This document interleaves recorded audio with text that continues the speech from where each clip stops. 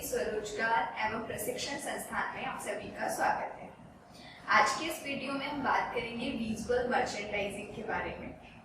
Visual merchandising क्या होता है, इसके ऑब्जेक्टिव्स, इसका पर्पस और डिफरेंट एलिमेंट्स जो कि प्रोडक्ट को शो करने के लिए यूज में लिए जाते हैं उनके बारे में। तो आइए शुरू करते हैं विजुअल मर्चेंडाइजिंग। सबसे पहले हम जानेंगे विजुअल मर्चेंडाइजिंग क्या है। देखिए, विजुअल का मतलब होता है किसी भी चीज को शो करना या दिखने योग्य या दिखाना, और मर्चेंडाइज का मतलब यहाँ है प्रोडक्ट्स हैं, जो गुड्स हैं और प्रोडक्ट्स हैं, उन प्रोडक्ट्स को हम मर्चेंडाइज बोलते हैं। ठीक है, तो विजुअल मर्चेंडाइजिंग यानी किसी भी प्रोडक्ट को शो करना, दिखाना, इसी को हम विजुअल मर्चेंडाइजिंग बोलते हैं। Visual merchandising refers to that can be seen by customer inside and outside in a store। ठीक है, स्टोर के इंटीरियर और एक्सटीरियर में जो भी कस्टमर को दिखाई दे रहा है वो सब कुछ विजुअल मर्चेंडाइजिंग है। विजुअल मर्चेंडाइजिंग में इसके अंदर क्या होता है कि प्रोडक्ट्स को शो करके रखा जाता है, उनको इतना अपीलिंग और बहुत ही अट्रैक्टिव वे में रखा जाता है जिससे कस्टमर अट्रैक्ट हो और वो स्टोर के अंदर आए और उस चीज को परचेज करे। To get a customer in a store और स्पेंड मनी, कस्टमर को स्टोर के अंदर बुलाने के लिए और पैसे खर्च करने के लिए। विजुअल मर्चेंडाइजिंग करने का जो ऑब्जेक्टिव है कि ऑब्जेक्टिव क्यों किया जाता है, विजुअल मर्चेंडाइजिंग की नीड क्यों है, क्यों हमें स्टोर पे विजुअल मर्चेंडाइजिंग करना चाहिए। बिकॉज जब तक कस्टमर को कोई भी प्रोडक्ट एक अट्रैक्टिव वे में नहीं दिखेगा तो कस्टमर नहीं आता है, या फिर एक ऐसी परचेज डिसीजन, एक ऐसी परचेज को सक्सेस करने के लिए जो कि बिना सोचे की जाती है। एग्जाम्पल लेते हैं, आप घर से सोच के गए हैं, ठीक है, कि मुझे एक शर्ट लेना है, एक ट्राउजर लेना है, लेकिन जब आप किसी स्टोर के अंदर एंटर करते हैं और वहां पे जो डमीज हैं, मैनिक्विन्स हैं, उनको एक प्रॉपर तरीके से स्टाइलिश लुक दे करके प्रॉपर लाइटिंग के अंदर रखा हुआ है और जैकेट वगैरह कुछ अच्छे से उसने पहना है या और भी एक्स्ट्रा कुछ एसेसरीज हैं, तो आप उसको देख के अट्रैक्ट होते हैं और आप जो सिर्फ एक शर्ट और ट्राउजर आपको लेना है तो कहीं ना कहीं आप वहां डिसीजन बना लेते हैं कि यार ये ड्रेस बहुत फैंटास्टिक लुक दे रही है तो मैं इसको भी परचेज कर लेता हूँ। तो इस तरीके की जो बिना सोचे हुए हम लोग परचेजिंग डिसीजन बनाते हैं वो सारे विजुअल मर्चेंडाइजिंग के थ्रू कंप्लीट होती है या सक्सेस होती है। इसलिए और अपनी सेल्स को इंक्रीज करने के लिए तो ये इसका ऑब्जेक्टिव हुआ। सबसे पहले हमने देखा विजुअल मर्चेंडाइजिंग क्या है। विजुअल मर्चेंडाइजिंग जिसमें प्रोडक्ट को शो किया जाता है, उसको विजुअलाइज किया जाता है कस्टमर के लिए, वहां पे कस्टमर को अट्रैक्ट करते हैं और कस्टमर मनी स्पेंड करता है। नेक्स्ट हमने बात की ऑब्जेक्टिव्स के बारे में। विजुअल मर्चेंडाइजिंग का ऑब्जेक्टिव क्या है? ऑब्जेक्टिव है अपनी सेल्स को बढ़ाना, इंक्रीज सेल्स, ठीक है, attract,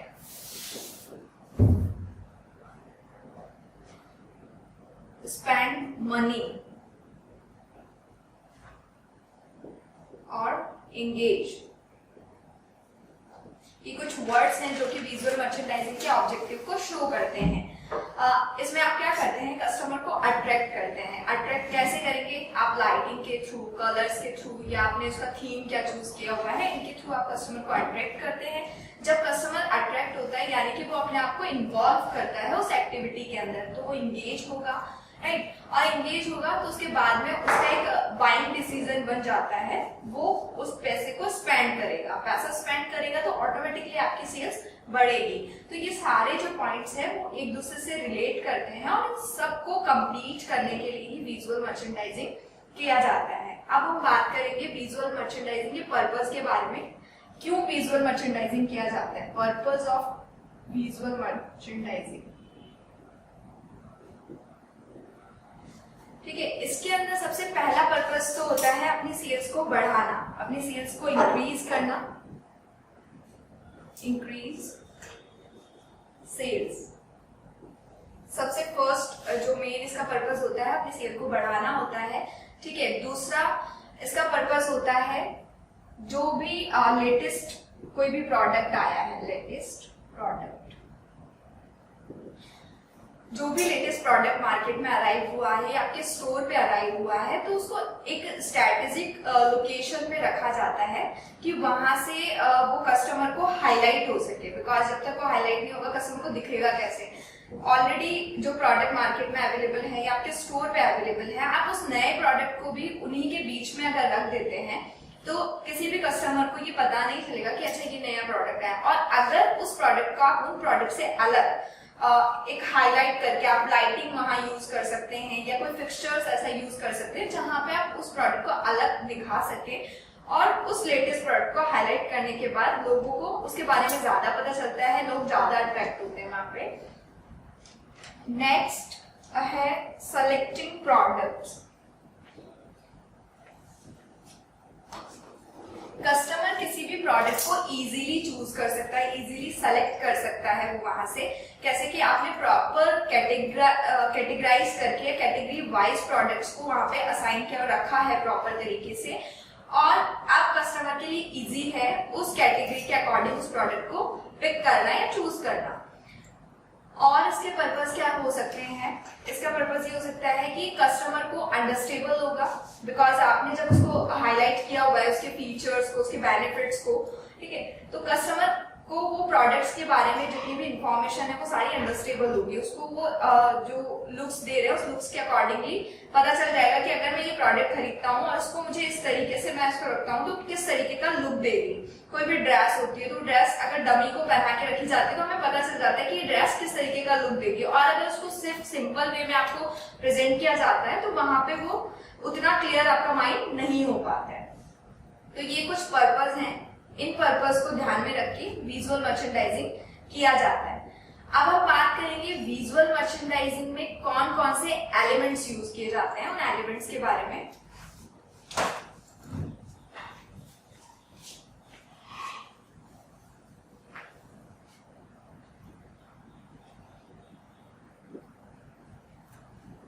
elements of visual merchandising आप क्या क्या यूज कर सकते हैं? तो सबसे पहला इसके अंदर होता है कलर।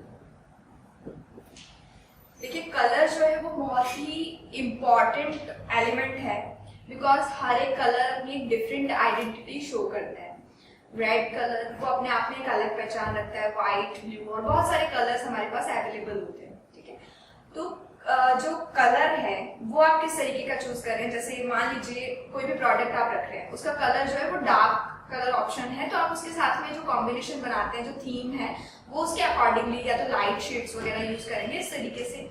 या और एग्जांपल हम ले सकते हैं कि अलग अलग ओकेजन को शो करने के लिए अलग अलग कलर का यूज किया जाता है। जैसे वैलेंटाइन थीम है, उसको दिखाने के लिए रेड कलर यूज मिलेंगे। या क्रिसमस है तो क्रिसमस पे रेड और व्हाइट और सिल्वर कलर, इस तरीके के कलर ऑप्शन ज्यादा चूज किए जाते हैं। या जो बच्चों से रिलेटेड अगर कोई प्रोडक्ट आप रखते हैं तो वहां पे आप लाइट शेड्स यूज करेंगे, जैसे कि पिंक, ब्लू, इन कलर का लाइट शेड अगर आप चूज करते हैं तो ये कलर ऑप्शन जो कि किसी भी प्रोडक्ट को शो करने के लिए, उसको विजुअलाइज करने के लिए बहुत ही इंपॉर्टेंट रोल प्ले करता है। सेकेंड बात करते हैं हम लाइटिंग।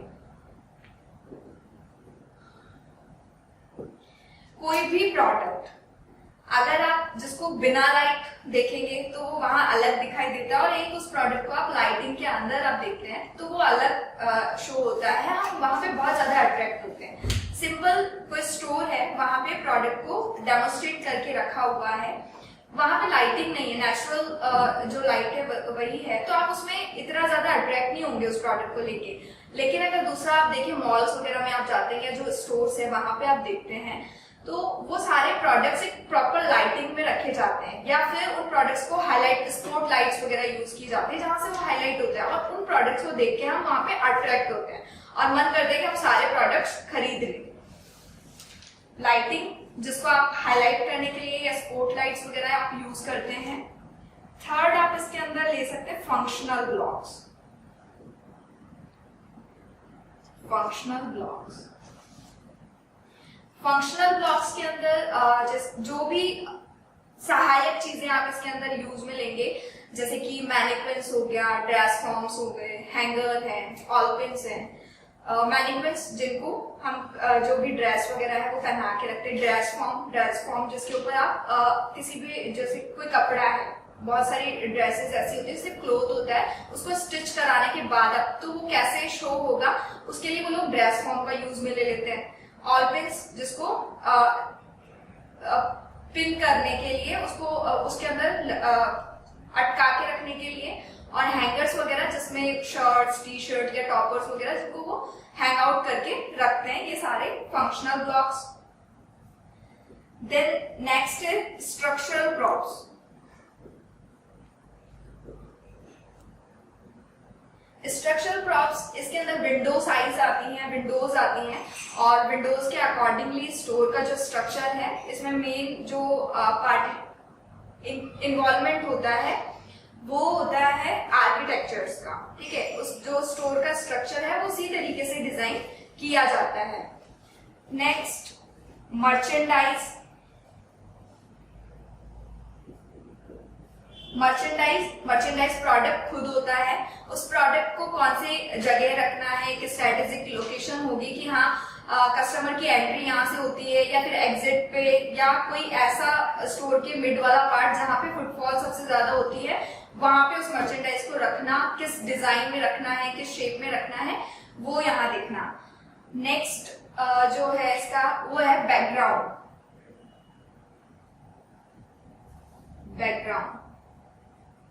बैकग्राउंड बहुत ही ज्यादा इंपॉर्टेंट होता है, बिकॉज आपने देखा होगा कोई भी प्रोडक्ट अगर रखा जाता है तो उसके बैक वाला साइड पे किस तरीके का थीम या कौन से पिक्चर्स आप यूज में ले रहे हैं। मान लीजिए मैंने ब्लैक कलर का कोई प्रोडक्ट रखा है और उसका बैकग्राउंड में डार्क ब्लू कलर का लेती हूँ, तो दोनों को मिक्स हो जाएंगे, प्रोडक्ट अलग से हाईलाइट ही नहीं होगा, दिखेगा ही नहीं उतना, और कस्टमर अट्रैक्ट भी नहीं होगा। लेकिन अगर हम अपोजिट कलर ऑप्शन चूज करते हैं, जैसे कि प्रोडक्ट ब्लैक कलर का, तो उसका जो बैकग्राउंड है वो मैं white colour option theme choose कर सकती हूँ, तो उससे क्या होगा कि वो प्रोडक्ट हाईलाइट होगा और कस्टमर अट्रैक्ट होगा।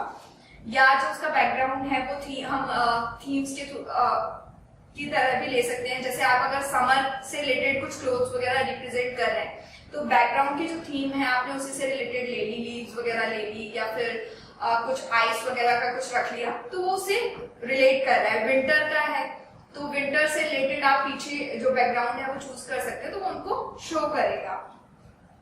नेक्स्ट है फिक्सचर्स।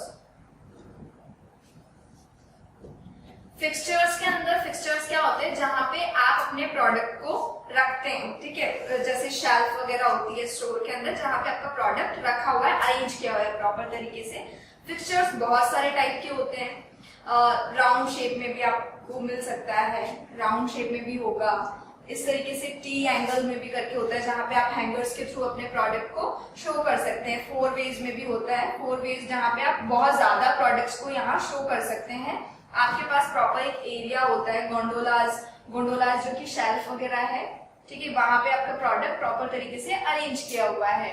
डंपेज बिन होते हैं कि जहां पे उसको अरेंज नहीं किया है, बस ऐसे ही जो प्रोडक्ट्स हैं वो रख दिए जाते हैं। जैसे कि डंपेज बिन आप देख सकते हो स्टोर्स के अंदर, जैसे 90 या 100 150 तक की टी शर्ट्स वगैरह है या कुछ भी, तो उनको इसी तरीके से बिना मतलब सिर्फ एक डंपेज की तरह डाल दिया जाता है, उनको प्रॉपर तरीके से, ऐसे नहीं कि समेट के या हैंगर में हैंग आउट करके वैसे रखा हुआ है।